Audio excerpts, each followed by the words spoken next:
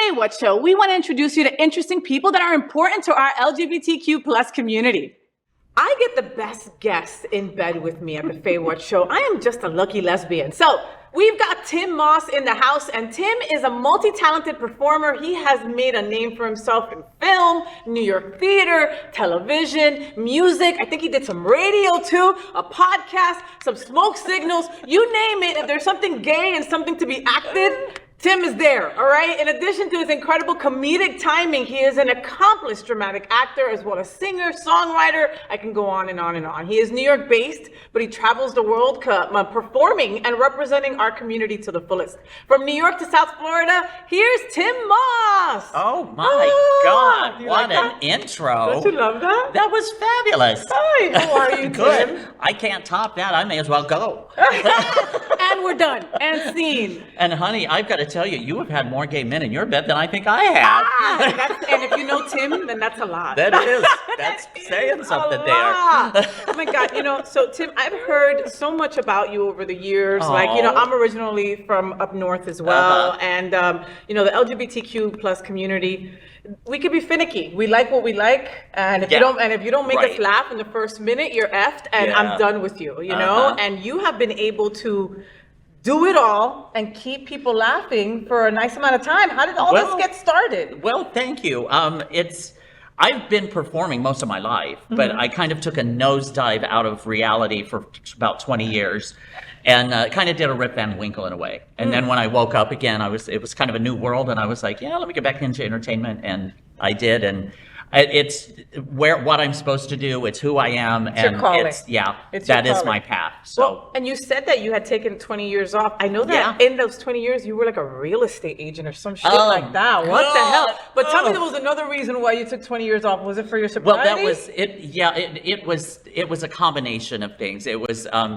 I grew up in the 60s and the 70s in the countryside of Indiana. Okay. So anywhere I want to go. And a religious family, not extreme, but enough that I thought I'm going to go to hell. And then and being gay and all that, I figured I'm going to the lower levels of hell. There's no help for my soul. So you might as well, why bother then? Let's go in full and then force. But I always enjoyed entertaining, so I went out and moved to New York. I got manipulated in real estate when I went out looking for an apartment, wait a minute, you went out looking for an apartment and you became a real estate in the process instead of finding a place to live. The guy running the real estate office used to be in show business, and he worked with Sinatra, he worked with Elizabeth Taylor, these heavy hitters here. And so I thought, well, I'll help him with his real estate office, and then he can help me with my entertainment career, but he never intended on that. So was he just trying to get into your pants? No. No, he needed somebody to run the real estate. So he was constantly telling me, "Oh, you're not that good of a singer. You're not that talented. And after he knew you got to talent, pay the bills." But after a couple of years of hearing that, I believed him that I had no talent, and so I just gave up, and I started reaching for drugs and alcohol, and it built up to extreme levels over 20 years. Oh my God. To where, honestly, it's quite a miracle that I'm here. I believe it really is. And I love that. I found that out after the fact. Now I even loved him even more. I loved him for, his talent, for his charisma, for his representation of our community, honestly. And then, you guys all know that I'm in recovery. So to hear that he's in recovery also, and that, we were on the floor. We are, life is not fair. Every time somebody says, life is not fair. Damn right, life is not fair. Because if life was fair, me or him would not be sitting here right now. Right, absolutely. Straight up, the situations that you put yourself in, and I think especially in our community. Absolutely. We put ourselves in some weird places, some weird condos with weird people and a lot of drugs. And no way to get out, right? And and we laugh about it. I woke up naked in the back room of a place that I have no idea where I was at, where I had to tie the sheets together to get out of a second floor. And that's just a normal story. You don't even, when you talk to somebody else in recovery, the person doesn't even flinch because they've been there too, right? It's been there. In my cabaret show that I did this last weekend at the pub here in Wilton Manors, I talk about it, and I reveal talk about my addiction. And I mean, the most extreme things just became like every day, like stabbings and fires and people break-ins dying and people overdosing and hospital stays. And that was just normal. Yeah. That became normal. And I am so grateful that that is no longer my normal. Yeah. That's why I have such a positive attitude. As I wake up in the morning and I'm like, I don't have to deal with any of that fucked up, that messed up shit. No, it's okay. Anymore. But, yeah, it's funny because you can't get out of bed to go to a job, but you'll figure out how to get out of bed to get your next fix, or you know, or you look at the bottle and you're like, oh no, there's only a little bit left. What am I gonna do? And it's like, you know, a rainstorm, snowstorm in New York City, me looking for a liquor store that would be open when everything else is closing down. Been there, right? Yeah. Right? Was theater like a safe space for you during all this time? Or no, I totally just left withdrew. everything. Yeah, because again, I was told I wasn't talented and had no talent, so I didn't even bother performing. Okay, so what happened? So I was just in this dark space for 20 years, and then once I went into rehab and recovery, well, firstly, I was an amnesiac. I had lost all my memories because I had a brain atrophy. My brain had swollen because I had done so many years of alcohol consumption and drug consumption. And when I started rehab, my memories started to come back, which was really weird. Oh my God. But one of the first ones that resurfaced was this beautiful memory that said, "You're a singer. You're an actor." I had forgotten for 20 years. 20 years, I had forgotten who I was. And that, I grabbed a hold of that, and that kind of started to light up this little narrow path for me to follow. And that's what helped guide me out. The breadcrumbs, and that helped you get out of that crazy But that hole. literally lit up a pathway for me to start following. Wow. In extreme darkness, That is incredible. No one understands that darkness unless you're in it. It's just, and lost, broken-hearted, dark, and you're in quicksand to here. But for whatever reason, you think it's the only place for you. You're like, oh, I can't get any better. There is no help for me. This is the rest of my life. Yeah, and just keep repeating the same acts after the same, after the same, after the same. But I'm so grateful for you. Oh. And that we can tell people that you can do this. I'm not going to tell you ever that it's easy. No, it's not. It is the most difficult thing you will ever experience in your life, is to change your thoughts, change your patterns, change all of that.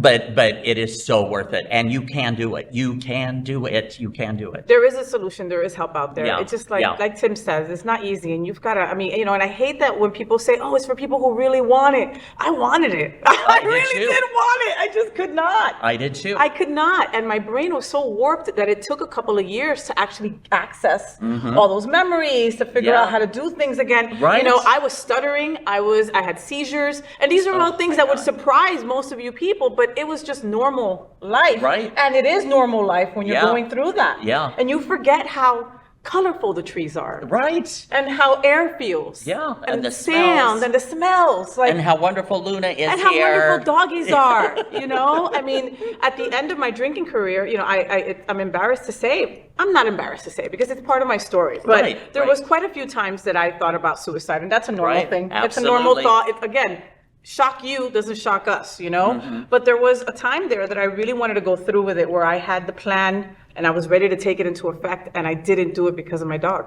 That was the only reason why I didn't do it, where it was like, okay, there's no way, who's gonna find my dog? Right. There's no effing way I'm not doing it, you know? Crazy times. And in our community, it's so prevalent. Why do you think that is? Well, I think that so many, and fortunately, it's not as bad now as it used to be. But we were all told when we were growing up, "You're broken. You're wrong. You're not right. You're an abomination. Yes, exactly. God hates all you." Of that. Exactly. And I've discovered that my God is a God of love. Perfect. He's made me perfect, and that's part of me. So. Yes, no. I mean, you know, my God is love. My God doesn't teach hate, to hate your fellow man. It teaches to completely. love. So. And that is why so many LGBTQ. Look at the love. You asked for it. You said the magic word. Look at this.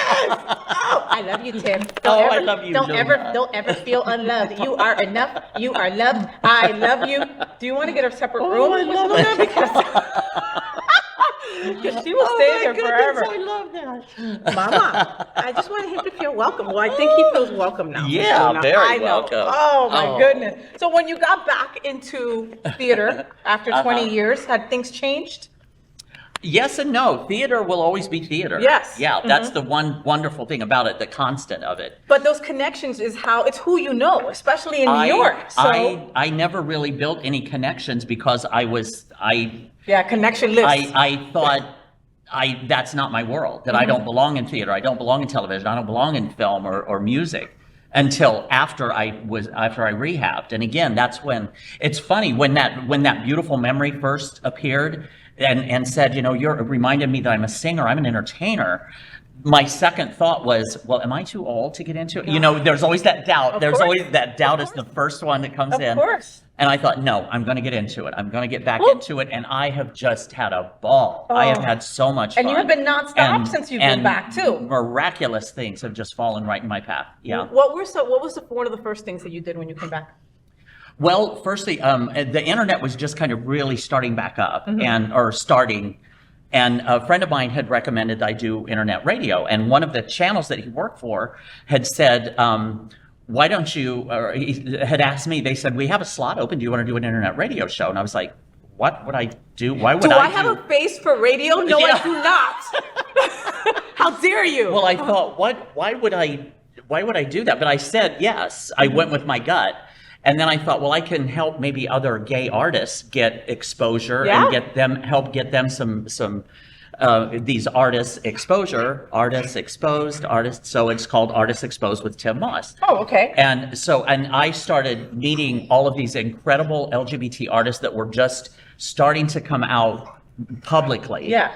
And started airing their music and interviewing them. And that led to, and after about 4 months of that, because I never knew why I started it, and about 4 or 5 months after that, I sat down at my desk and there was a message from this publicist and a message from this manager and from this agent and I was like, oh my God, they're coming to me now. Yes, look at you. So that's why the universe was telling me to start this show so that I could get these people to come to me, and that was the beginning of my networking. The universe reinforced. Yeah. What you always knew all along, but were pushed down by society and by people. But once I allowed it, the universe started guiding me. And started giving you the next open door. And the next open door. And the next open door. To where now I'm literally, 4 weeks ago, I was doing a show in Rhode Island and Massachusetts called Lube, which is a parody. It's a parody of Grease.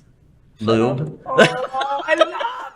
Only it's very naughty, very funny. I love it! With my good friend Ike Velli. It's a show that he had written. And we were doing that in Rhode Island. The following weekend, we were in Boise, Idaho, doing 50 Shades of Gay, which is an adult variety show, an gay variety show, and it's hysterical. And we're hopefully bringing that to the pub at Christmas. Oh, for sure. Here in Wilton Manors. Do you like South Florida? I know that you were at the pub a couple of weeks ago, and and a couple of weeks ago you were at the pub. Yes, I was a couple weeks ago. I love how Tim doesn't even know where he's at sometimes. Tim, or what day of the week it is. What day of the week it is? As long as he's got clothes on, he's good. You know, right? Yeah. You remember? Oh, did I forget my shoes? Yeah. Anyway, and speaking of which, I love my those socks. Those socks are everything. But you've been to South Florida before. Yes. And you've never lived down here. No. Surprisingly enough. My grandparents they lived northern, up around Ocala. Okay. And Inverness, up in that area. Ugh. And, right. Like Trump Central is really what we call that. Yeah. And so I never really got down in this part of the state before until Rob Gould, who wrote the play 50 Shades of, he wrote the show Little House on the Ferry. Little House on the Ferry. Yes, I wanted to ask you about that. Oh my God, that show is so fun, and it's a full musical. It's hysterical. The music is great. The story is great. It's an amazing show. You can find out more about it at littlehouseontheferry, FERRY.com. And so with him, they were doing a production in Boca.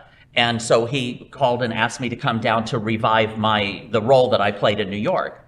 And that's when I stayed in Fort Lauderdale. I was here for about a month, and oh my God, I fell in love with Fort Lauderdale. And Wilton Manors and Boca and West Palm Beach and Miami. This whole area is so amazing. When you walked on Wilton Drive and you saw all the gays, that automatically just go, ah! Yeah. You just feel like I am home. Nobody wears a shirt. I love it. Yes, and I can start to sing just break into some Broadway show tune, and somebody across the street will finish it. Love it. Right? Exactly. My wife doesn't like musicals. I know. I'm gonna stay married though. I'm gonna stay married. well, unless they revoke that too. But you know, and she's always like, nobody breaks out into song for no reason. And I'm like, wait a minute, I do. So when we were in Italy and I was with my gay boys, hi Dennis and Tito, we would break into song all the time just to show her. We're like, look, we do it all the time. You know, like, the hills are alive, you know. With the sound of music. That's what we do, right, Gabe? Right? So you were down here a couple of years ago with when you came. Well, this was earlier this year. Oh, it was earlier this year. Okay, so you were here for a month then. While you were here for a month, you must have heard about our political climate, about all the crap that's going on here. Our crazy governor that he wants to ban all drag shows. He has taken a bunch of LGBTQ plus books out of our libraries with just so much crap, you know. Well, basically, go back to the 1950s. Basically, yes, basically, you know, I'm gonna have to ask you for help in co-signing for a checking account soon, okay? Yeah, I mean, that's how backwards that we're going here in Florida. Which just shocks me. Does it? In 2022, to have someone that so many people support that is thinking this way. I don't get what's going on in our country right now. It just doesn't make sense to me. That's why it's so important for you, like your show, for all of us to just be visible, to get out there and to keep showing that who we are and representing, because we this is the time that we really have to be more visible. We do. Yeah. We really do. We have to continue to tell our stories, continue to shine bright, like Tim is saying, you know? Yeah. So what do people in New York think about us down here? Well, I even had some people go, "Why are you going to Florida with DeSantis? Oh my God!" Okay. And I was like, "That's why. That's why. I've got to go down there to." Yeah. Because I went out to Boise, Idaho, which I had never been to Boise a couple weeks ago to do 50 Shades of Gay was the name of the show. In Boise, Idaho. And I can't that's why. And that. I was, and a couple weeks before that, or a few weeks before that.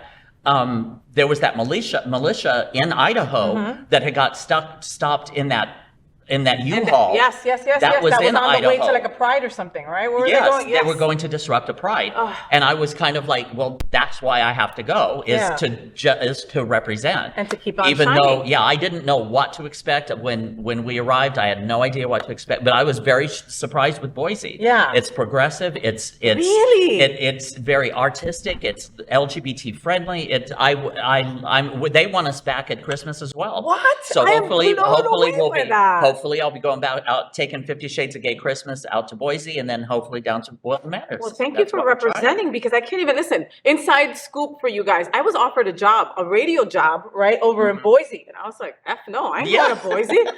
I'm a Latina lesbian that's 6 feet tall. No. And it wasn't even a thought where my wife was like, let's sit down and talk. No. There's that. I'd rather be broke here. You know? Like, oh, man. Tim, Mar-a-Lago was raided a couple of weeks ago, and the president is like, "How dare you?" Blah blah blah. Well, get stuff back. Listen, do you think that this whole espionage thing is true? Like that he would be selling secrets to the Russians and that stuff? Would surprise me. I mean, that's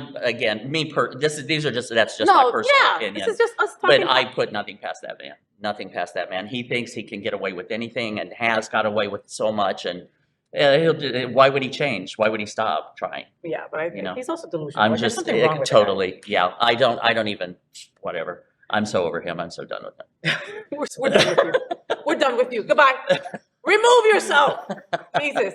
So like we were saying, you had the event at the pub. We love the pub. We love you guys. God. The pub is so welcoming. I love them. My God. And their burgers. Why do they have such good food there? What the hell? So good. And the people there are so fun. They're so cool. So fun. So how welcoming were they for your event? Was it fabulous that way? It was. They just opened the doors and just let me come in, and I was part of the family. It was absolutely incredible. Oh my God, that's so cool. Yeah, and again, before I left that night, they've already asked for me to come back. So we'll be talking about that on the FayWhat show for sure during Christmas time, and we'll have you come back before then also, so you could be back on the show and we could talk about that. You on your Twitter, I saw something about the Hot List 2022. What is that about? Oh yeah, I think it's it's an online magazine, the New York Daily News Online is what the .com is what it is. But they had a list of the hot shows that are the LGBT shows that are out right now that they know of, and I was on 2 of them. On 50 Shades of Gay for live performance, and my show that I co-host with Wendy Stewart called If These Walls Could Talk.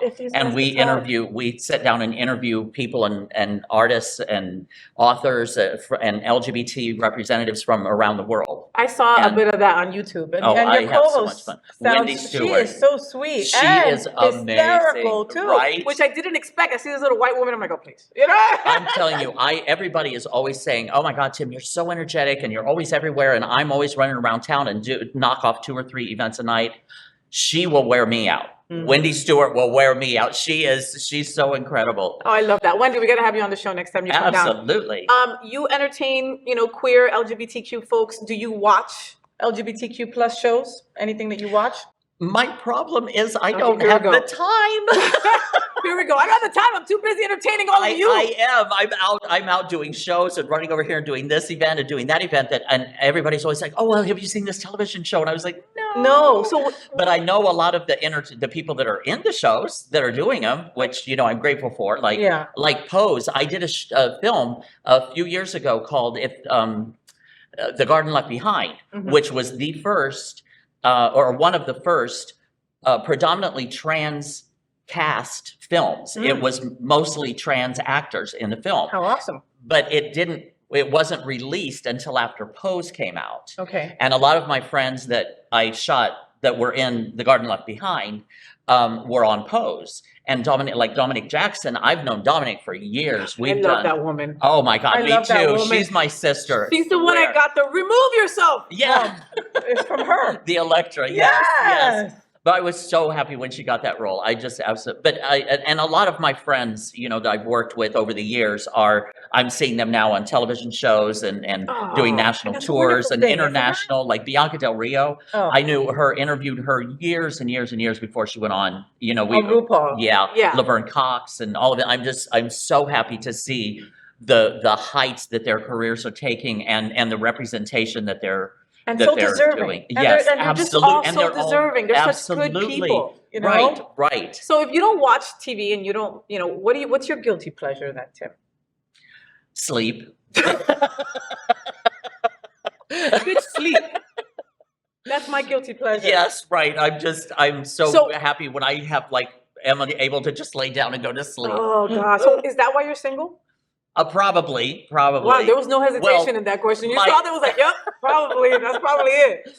Well, that and my career. I'm kind of married to my career, so I'm always 1 week I'm in Rhode Island, the next in Boise, the next in Fort Lauderdale, Florida, and I live in New York City, and so I'm out and about quite a lot, which I love. Yeah. But I need someone who is understanding of that. And that's very hard. Right. And that's very hard to do. Like when you're in this kind of world, then the person either wants to be there at every one of your shows, which is weird. Yeah.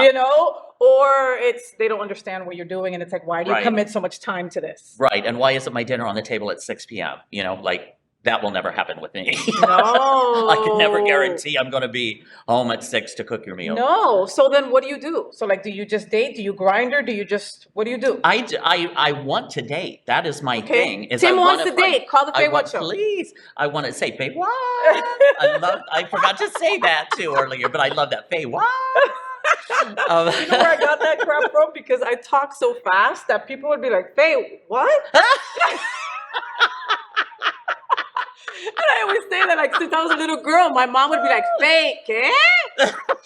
Because, I just always spoke so fast. It was like my head didn't keep up with what was coming out of my mouth, Yeah. So no, I haven't. I really haven't even been hooking up. I've just been more. My focus right now is to find someone to settle down with and carry your things for gigs. Right. No, that's what I was. Well, somebody again, a mutual respect, a mutual love, a mutual understanding of each other, and so of course sex is in there, but that's not my top priority. I'm looking for a partner, a mate, companion. That's what I'm looking for. How long have you been single now, Tim? Oh my God, way too Oh, long. a long time. So I've got a friend of mine who I love. Oh, good. Dearly. She's trying to hook me I'll up. hook you up. No. Well, I mean, I could. I mean, he would be perfect for you. But here's the thing: that he had a great run. He has had a great jobs, life, loves, everything. Oh, good. Still Good, has good, incredible stuff, but now doesn't feel the need that he's got to go through all the drama and all the shit that comes along with dating another gay man. You know? Oh my So he God. has made a pact with his incredible friend of many years that if by this point we don't find somebody, then we just take care of each other when we hit a certain age. Yeah. Would that be something that would be interesting to you? Oh, absolutely. Absolutely. Okay. Call the FayWhat Show. I'm open to all options, actually. And the thing is I'm not picky. I don't care about race, culture, size. None of that matters. None of that matters. Yeah. Well, I mean, okay, top or bottom? I don't care. You don't care. Okay. Tim literally said hashtag I don't care. All right, so let's just a man, somebody who loves me and I love him. Just and, a man. All right, so we're gonna play the FayWhat or game real quick, okay? And it's just a way for our viewers to just get to know you a little better. So it's just like a speed round, and you just answer what is your favorite thing. All right? Okay, here we go. So marinara or Alfredo sauce? Alfredo. Fried fish or sushi? Oh man, that's a tough one. I love them both. I love them both. So I'm going sushi. Uber Eats or DoorDash? DoorDash. Liza or Judy? I know. I'll give you 2 seconds. Okay, I'm sorry. I have to pass on that one. That's impossible. What? That's impossible to answer. What? And guess what? Well, that is the right answer. That is the right answer. Thank you, and thank you.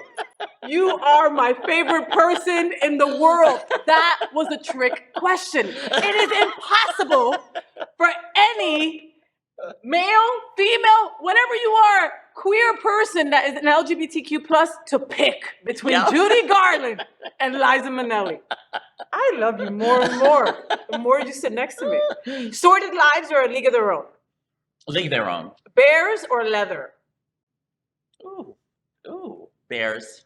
Folks from New Jersey or folks from Pennsylvania? I'm gonna get in trouble for either one. Exactly. I got my New Jersey peeps though. Thank you. I'm from New Jersey. Monkeypox or COVID? Maybe too soon. That's maybe too soon. All right, sorry. I'll take another bout of COVID over the monkeypox, I think. New York Pride or Fire Island?